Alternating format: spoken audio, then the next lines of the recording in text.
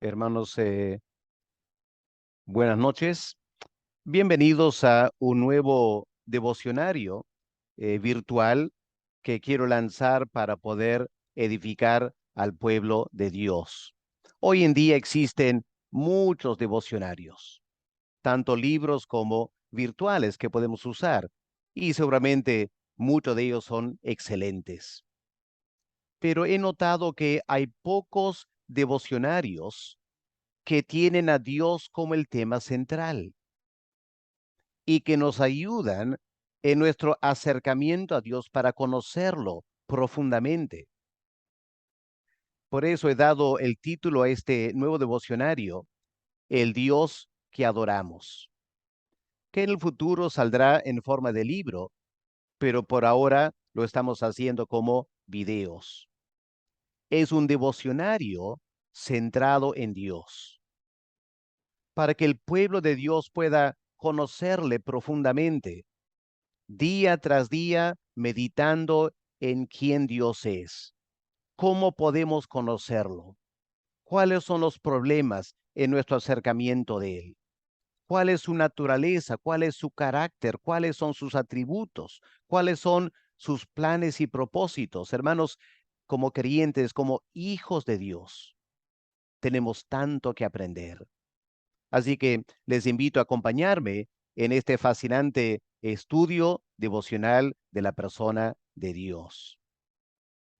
Vamos a empezar con una introducción, una suerte de preámbulo a todo el devocional. Y dado como título a este primer tema, el silencio eterno y el plan maestro. Vamos a leer del Salmo 90, el Salmo de Moisés, el versículo 2, que dice lo siguiente: antes que naciesen los montes y formases la tierra y el mundo, desde el siglo y hasta el siglo, tú eres Dios. La Biblia empieza con una afirmación profunda y a la vez sencilla. En el principio, Dios. Antes que apareciera la creación, con los bosques y praderas, como vemos aquí, montes y valles, ríos y mares, el eterno Dios omnipotente vivía en una eterna paz y tranquilidad. Era como la tranquilidad que precede el amanecer, cuando todo el mundo está en silencio, antes que inicie un nuevo día, con el bullicio que trae la actividad humana. Fue en esa condición que Dios vivía, como afirma Moisés aquí en este salmo, desde el siglo y hasta el siglo. Significa desde la eternidad y hasta la eternidad. Tú eres Dios, el único ser increado, la fuente de toda existencia. Uno podría pensar, ¿no es cierto?, que en esas condiciones Dios se habría sentido solo, pero no fue así. Como veremos en este libro, a lo largo de los días venideros, Dios es trino, Padre, Hijo y Espíritu Santo. Así que desde la eternidad, los miembros de la Trinidad coexistieron, disfrutando una profunda y estimulante relación mutua.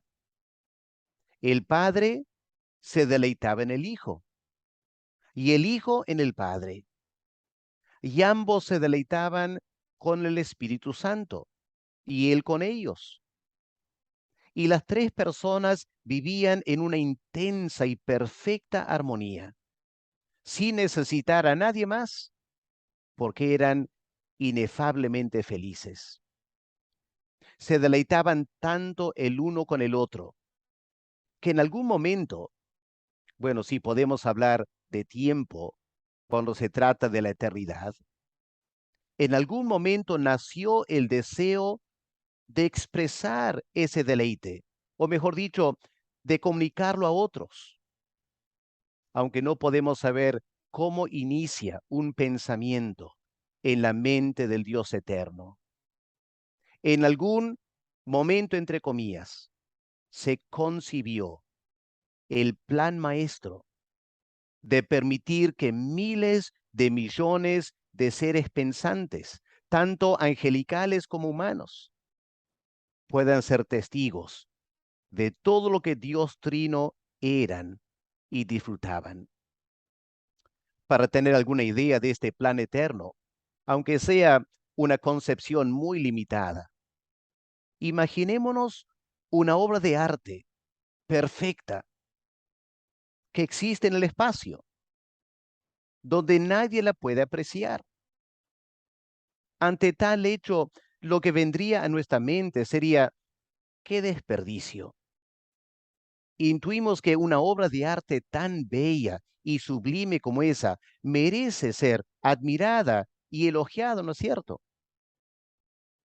Y fue con el fin de permitir a esos seres angelicales y humanos contemplar y celebrar la Trinidad que el Dios eterno creó primero a los seres angelicales. Eran criaturas espirituales que compartían algo de la naturaleza de Dios, aunque al ser espíritus creados, eran totalmente diferentes de Él.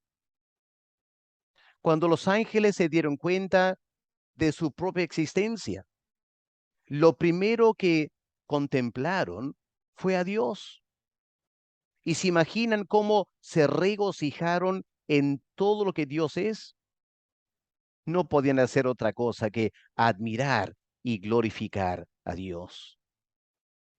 Y luego Dios creó a los seres humanos, a nosotros. Por ser criaturas materiales, la verdad es que somos inferiores a los ángeles. No obstante, hubo en nuestros primeros padres, Adán y Eva, algo asombroso. Fueron hechos a imagen y semejanza de Dios. Por un lado, aparentemente eran seres sencillos y a la vez profundos. Tenían muchas limitaciones en comparación con los ángeles, pero eran capaces de entender a Dios mucho mejor que cualquier ángel. Ante los ojos de Adán y Eva, la gloria de Dios resplandeció en el huerto de Edén. Ese conjunto de perfecciones, tanto de su naturaleza como de su carácter, que lo hacen Dios. Y al contemplarlo, aquellos primeros seres humanos sintieron un gozo inefable, el privilegio de conocer al Dios eterno. De algún modo, al igual que los ángeles, entendieron que fueron creados para admirar a Dios y disfrutar una relación personal e íntima con Él. Entre las muchas perfecciones de Dios, una destacó: su sabiduría. Esa sabiduría se reflejó en sus decretos, es decir, en lo que Dios planificó hacer para toda su creación. Él sabía que a corto plazo su creación no entendería todo lo que él estaba haciendo. En particular, no entenderían el dolor y el sufrimiento que entró en la creación por culpa de la desobediencia, primero de Satanás y luego de Adán y Eva. No obstante, como Dios es eterno, tiene la paciencia necesaria para esperar el paso de los siglos, hasta que los ángeles y los seres humanos pudieran ver la culminación de su plan maestro, el plan de reunir todas las cosas en Cristo, en la dispensación del cumplimiento de los tiempos, así las que están en los cielos como las que están en la tierra, como Pablo afirma en Efesios 1, el versículo 10. Y hermanos, cuando eso ocurra, cuando todo un día esté otra vez reunido en Cristo, nosotros, juntamente con los seres angelicales, glorificaremos a Dios por toda la eternidad, entendiendo al final la complejidad de la mente de Dios y su sabiduría insondable. Anticipando ese momento apoteótico, el apóstol Pablo exclama: oh profundidad de las riquezas, de la sabiduría y de la ciencia de Dios. Cuán insondables son sus juicios, inescrutables sus caminos. Porque ¿quién entendió la mente del Señor? ¿O quién fue su consejero? ¿O quién le dio a él primero para que le fuese recompensado? Porque de él y por él y para él son todas las cosas.